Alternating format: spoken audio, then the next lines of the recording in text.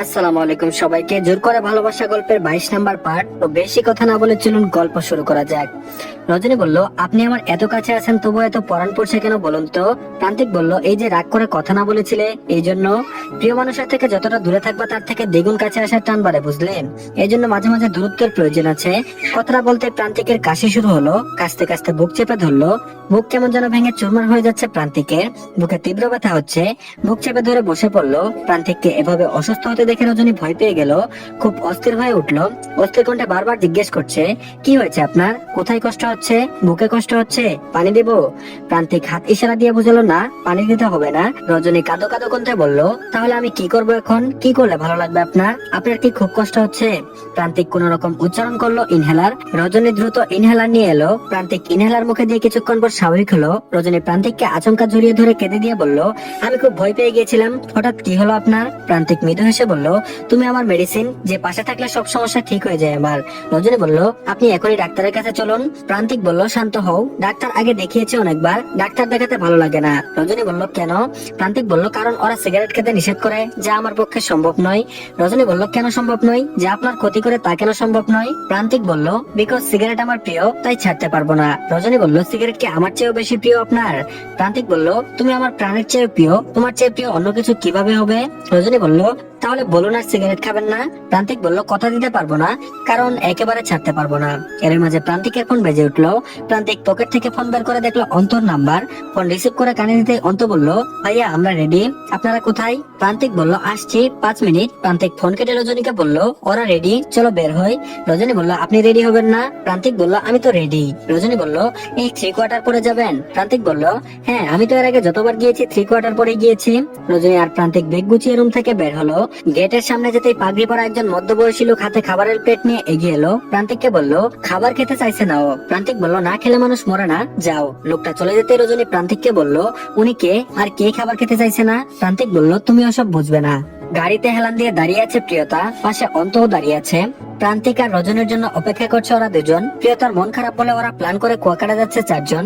প্রিয়তার যাওয়ার এক বিন্দু ইচ্ছে ছিল না, কিন্তু রজনীর অনুরোধে যাচ্ছে। প্রিয়তা গাড়িতে হেলান দিয়ে বিষণ্ণ মনে আকাশের দিকে তাকিয়ে রয়েছে। ওই বিশাল আকাশ ছাড়া মাঝে মধ্যে কারো কাছে মন খারাপ প্রকাশ করা যায় না। মাঝে মধ্যে আমাদের মন খারাপের বোঝা এত ভারী হয় যা ওই বিশাল আকাশ ছাড়া কেউই বহন করতে পারে না। আকাশের দিকে চোখ মেলে তাকিয়ে থাকতে থাকতে হঠাৎ দমকা বাতাসে প্রিয়তার চোখে কিছু একটা গেল। প্রিয়তার চোখ ডলছে, কিন্তু কি গিয়েছে বুঝতে পারছে না, বেরও হচ্ছে না। চোখে তীব্র জ্বালা শুরু হলো। প্রিয়তা যন্ত্রণায় ছটফট করতে শুরু করলো। প্রিয়তার যন্ত্রণার আওয়াজ অন্তর কানে যেতে অন্তর তড়িৎ গতিতে প্রিয়তার দিকে তাকালো। দ্রুত এসে প্রিয়তার মুখে হাত দিয়ে বলল, কি হয়েছে প্রিয়তা? প্রিয়তা ছটফট করতে করতে বলল, আমার চোখে কিছু গিয়েছে। অন্ত বলল, দেখি তো কি গিয়েছে। অন্ত প্রিয়তার চোখে কোয়া টেনে দেখলো ছোট্ট কালো কিছু একটা চোখের সাদা অংশে লেগে আছে। অন্ত প্রিয়তার ওড়না টেনে চোখের মণি থেকে ময়লা বের করলো। চোখে ক্রমাগত ফু দিতে দিতে বলছে, যন্ত্রণা কি একটু কমেছে প্রিয়তা? চোখের জ্বালা পোড়া কমেছে? ডাক্তারের কাছে নিয়ে যাব? অন্ত এমন উত্তেজিত হয়ে কথাগুলো বলছে। প্রিয়তা অবাক হয়ে অন্তর দিকে তাকিয়ে আছে। এত বছর সে অন্তকে চিনে, কই আগে তো অন্ত এমন ভাবে কথা বলেনি তার সাথে। আগে কিছু নিয়ে কষ্ট পেলে শ্রাবণকে ডাকতো, শ্রাবণকে ডেকে বলতো, দেখ প্রিয়তার কিছু হয়েছে, অথচ আজ নিজেই এমন করছে যেন কষ্টটা ও পাচ্ছে। প্রিয়তাকে একই ভাবে তাকিয়ে থাকতে দেখে অন্ত বলল, ভালো লাগছে একটু? প্রিয়তা মেহিকণ্ঠে বলল, একটু পানি হবে? অন্ত বলল, এক্ষুনি আনছি। বলে অন্ত পাশের দোকানে গেল। দোকান থেকে কয়েক প্রকার কোল্ড ড্রিঙ্ক সহ মিনারেল ওয়াটার এনে প্রিয়তার হাতে দিয়ে বলল, যেটা ভালো লাগে খাও। প্রিয়তা আবার অবাক হয়ে অন্তর দিকে তাকিয়ে বলল, শুধু পানি চেয়েছিলাম, এত কিছু তো চাইনি। অন্ত বলল, তুমি কি পানি খাবে আমি তো জানি না প্রিয়তা, তাই সব ধরনের পানি নিয়ে এসেছি। প্রিয়তা মিনারেল ওয়াটারের মুখ খুলে বোতল উঁচু করে পানি খেয়ে অন্তর হাতে দিয়ে বলল, এসব গাড়িতে রেখে দিন। অন্ত বোতলগুলো গাড়িতে রাখতে গিয়ে প্রিয়তার খাওয়া পানি নিজেও খেয়ে কেমন যেন একটা তৃপ্তি পেল। এর মাঝে অন্তর ফোন বেজে উঠলো। ফোন রিসিভ করতে ফোনের অপাশ থেকে বলল, কি রে শালা, চুরি করে বিয়ে করলি তাও আবার প্রান্তিক ভাইয়ের বোনকে? তোর কপাল কত বড় রে। অন্ত বলল, যা থাকে নসিবে তা এমনি এমনি চলে আসবে। অপাশ থেকে আবারও বলল, তারপর বল বাসর ঘরে বউ কেমন আদর দিল? অন্ত প্রিয়তার দিকে তাকিয়ে বলল, দিয়েছে, তবে সেটা থাপ্পড়, নট আদর। প্রিয়তা ভ্রুকুচকে অন্তর দিকে তাকাতেই অন্ত ফোন কেটে দিল। প্রিয়তা থমথমে মুড়ে অন্তকে বলল, এসব কাকে বলছেন? অন্ত বলল, কাস্টমার কেয়ার থেকে ফোন এসেছিল। প্রিয়তা বলল, কাস্টমার কেয়ার থেকে এসব জিজ্ঞেস করে? অন্ত বলল, দেশটা রসাতলে যাচ্ছে বুঝলে, দিন দিন আরো কত কি দেখতে হবে। প্রিয়তা যেন বেকুব বনে গেল। অন্ত তাকে বোকা বানালো সে বুঝতে পারলো। এর মাঝে প্রান্তিক আর রজনী এসে পৌঁছালো। অন্ত প্রান্তিককে দেখে হেসে দিল। অন্তকে হাসতে দেখে প্রান্তিক ভ্রু কুচকে তাকালো। হাসির কারণ খুঁজে না পেয়ে ভ্রু নাচিয়ে জিজ্ঞেস করলো, কি সমস্যা তোর, হাসিস কেন? অন্ত হাসি থামানোর চেষ্টা করতে করতে বলল, ভাই আপনি হানিমুনে যাচ্ছেন তাই 3 কোয়ার্টার পরে? প্রান্তিক বলল, আমি তো সবসময় 3/4 পরে যাই, এ আর নতুন কি? অন্ত বলল, অন্যবার যাওয়া আর এইবার যাওয়া কি এক হলো? এইবার যাচ্ছেন আপনি বিশেষ কারোর সাথে, মানে আমাদের ভাবির সাথে, এইবার একটু অন্যরকম ভাবে যাবেন না? প্রান্তিক অন্তর দিকে তাকিয়ে বলল, তুইও তো অন্যবার 3/4 পরে যাস, এবার জিন্স শার্ট, কাহিনী কি? রজনী প্রান্তিকের দিকে অগ্নিচোখে তাকিয়ে বলল, সবাই কি আপনার মতো? মানুষ বিয়ের পর চেঞ্জ হয়, আর আপনি শুধু মুখে মুখেই ভালোবাসা।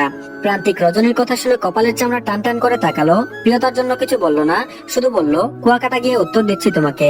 প্রিয়তার মাঝে কোনো হেলদোল নেই, এত কথা হচ্ছে কারো কোনো কথাই সে হয়তো শুনেনি, অন্যমনস্ক হয়ে কি যেন ভাবছে। প্রান্তিক প্রিয়তার কাঁধে হাত রাখলো, প্রিয়তা আচমকা কেঁপে উঠলো, প্রান্তিকের দিকে তাকিয়ে চোখ ছলছল করে উঠলো তার।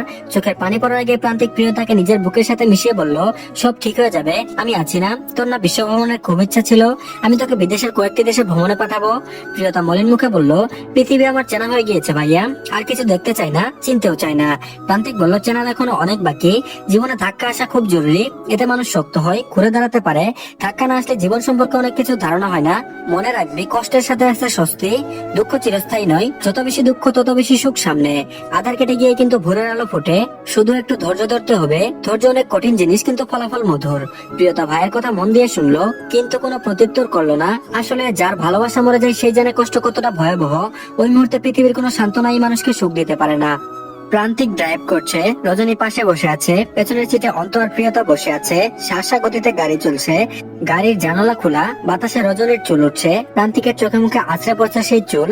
প্রান্তিক হাত দিয়ে চুল সরিয়ে দিতে দিতে রজনীর কানের কাছে গিয়ে বলল, তোমার চুল এসে বিরক্ত করছে, তুমি কেন করছো না?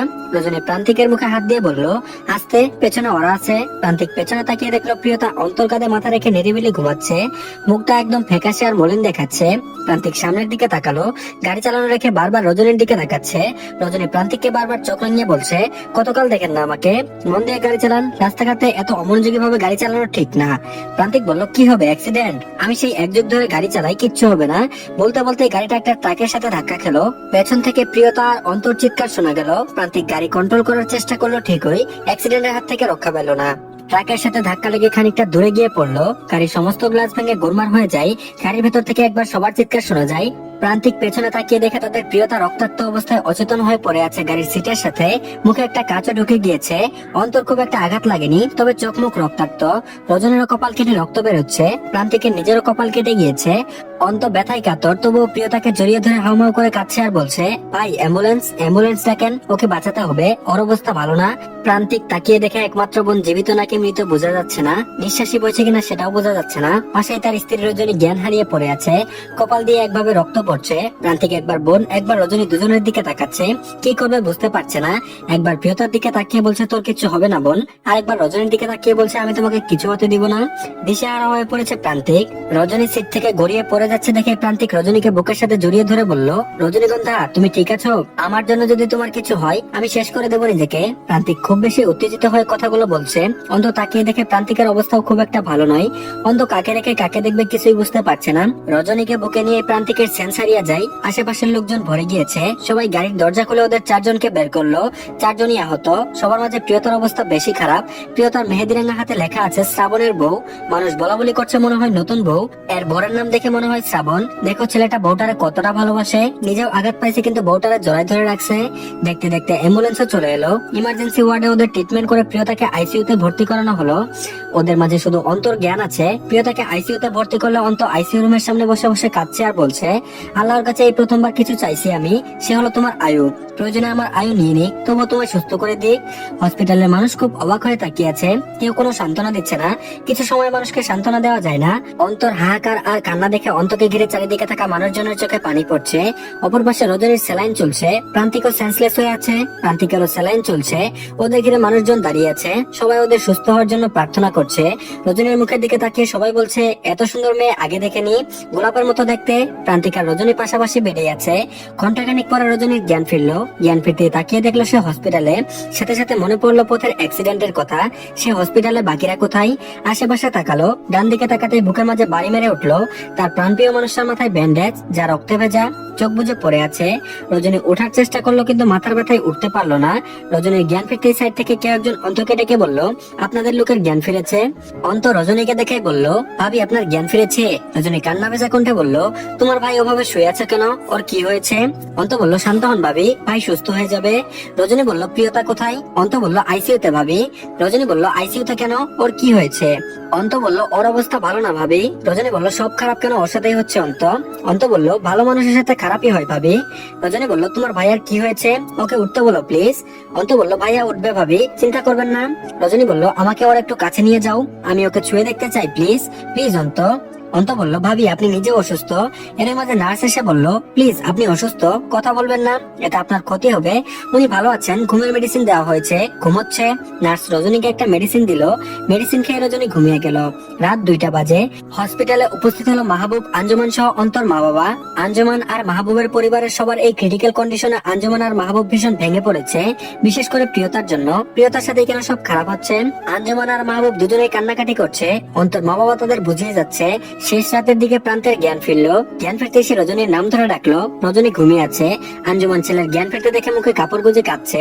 প্রান্তিক মায়ের হাত ধরে বলল, আমাকে ক্ষমা করে দাও আম্মু, আমার জন্য আজ সবার এত বড় ক্ষতি হলো।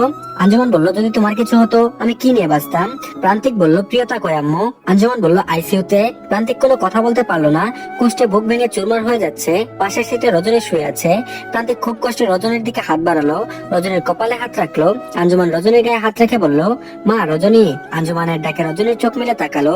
চোখ মিলে তাকাতেই দেখলো প্রান্তিকের হাত তার কপালে। রজনী প্রান্তিকের হাতটা শক্ত করে চেপে ধরলো। চোখ দিয়ে পানি পড়ছে তার, নিজের জন্য কাঁদছে না, প্রান্তিক যে আঘাত পেয়েছে সেই ব্যথা অনুভব করে রজনী কষ্ট পাচ্ছে। তো ধন্যবাদ সবাইকে, এই পার্টটি এই পর্যন্তই। আশা করছি ভালো লেগেছে। তো পরবর্তী পার্ট দিয়ে দেওয়া হয়েছে, তো সবাই দেখে নেবেন। আর সবাই আমাদের চ্যানেলটিকে সাবস্ক্রাইব করে দিন। আল্লাহ হাফেজ।